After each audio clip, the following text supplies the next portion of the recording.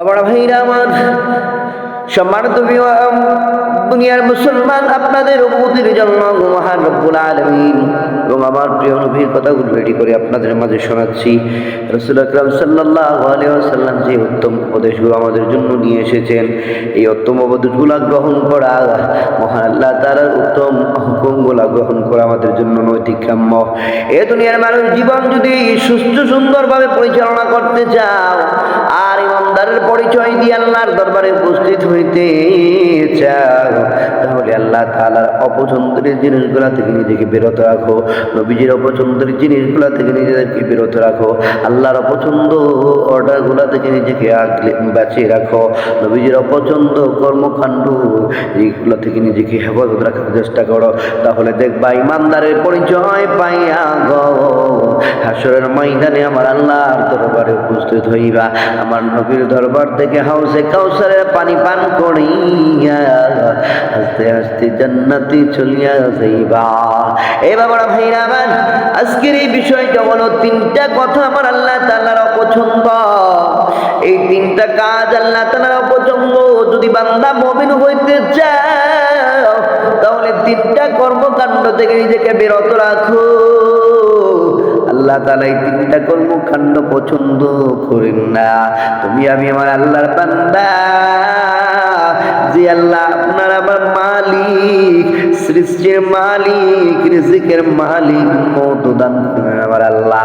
ওই আল্লাহর হুকুম যদি না মানতে পারি, আপনি আমি কিসের বান্দা ও মুসলমান? একটুবার শুনে নাও।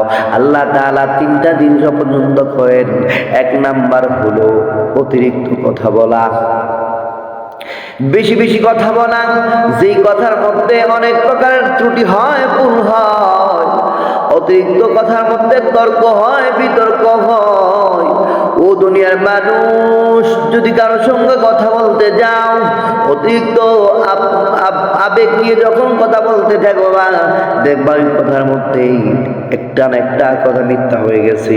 আর এই মিথ্যা কথার জন্য আল্লাহর দরবারে গো আপনি আমি অপরাধীর বেশি দাঁড়াতে হবে। এ বাবারা ভাইরা আমার, অতিরিক্ত কথা থেকে নিজেকে বিরত রাখো, এটা আল্লাহ পছন্দ করেন না। দুই নাম্বার, ধন সম্পদ সবার আছে, কিন্তু অনেকে ধন সম্পদ একটু পর্যায়ে বেশি আছে, যেটা বেশি থাকার কারণে প্রয়োজন অনুসারে প্রয়োজন ছাড়া এখানে অপব্যয় করা, এই সম্পদটাকে নষ্ট করা আমার আল্লাহ তাআলার অপছন্দ।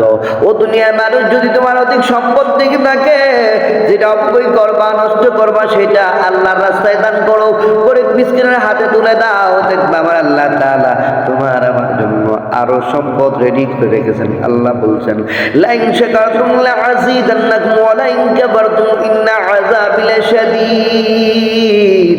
আল্লাহর দরবারে অধিক সম্পদ পাইয়া শুকর করো, আর গরিব মিসকিনের হাতে দান করে টাকাটা তুলে দাও। দেখবা হাসরের ময়দানে দান করার বিনিময়ে আমার আল্লাহ তাআলা তোমার আমার জীবনের জিন্দেগানের গুনাহগুলো মাফ করে জান্নাতের মেহমান বানায়া দিবে। বাজার এক নাম্বার কথা হলো বেশি অতিরিক্ত কথা বলা আল্লাহ পছন্দ করেন না।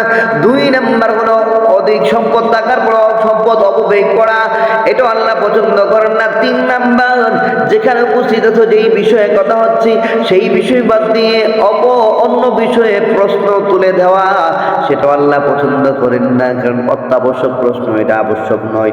অত্যাবশ্যক প্রশ্ন তুলে দিয়ে ওখানে একটা ঝঞ্ঝাল সৃষ্টি করে, এটা আল্লাহ পছন্দ করেন না। আসুন না বাবারা ভাইরা আমার, আমি আমার সংক্ষিপ্ত রিচার্জ থেকে এটাই বুঝতে পারলাম, যেই ব্যক্তি বেশি কথা বলে তার মধ্যে এই তিনটা সমস্যা রয়েছে।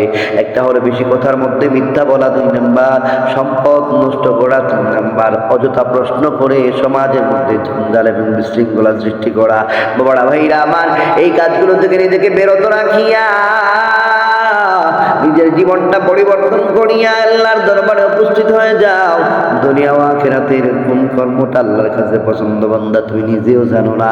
কোন ওয়াক্তের কোন নামাজ ছাড়ি, কোন ওয়াক্তের কোন ডাকটা আল্লাহর দরবারে কবুল হয়, হয়তোবা একটা ডাকের বিনিময়ে আমার আল্লাহ তাআলা তোমার আমার জীবনের গুনাহগুলো মাফ করে জান্নাতের ডাক দিয়ে দিবে। সুবহানাল্লাহ।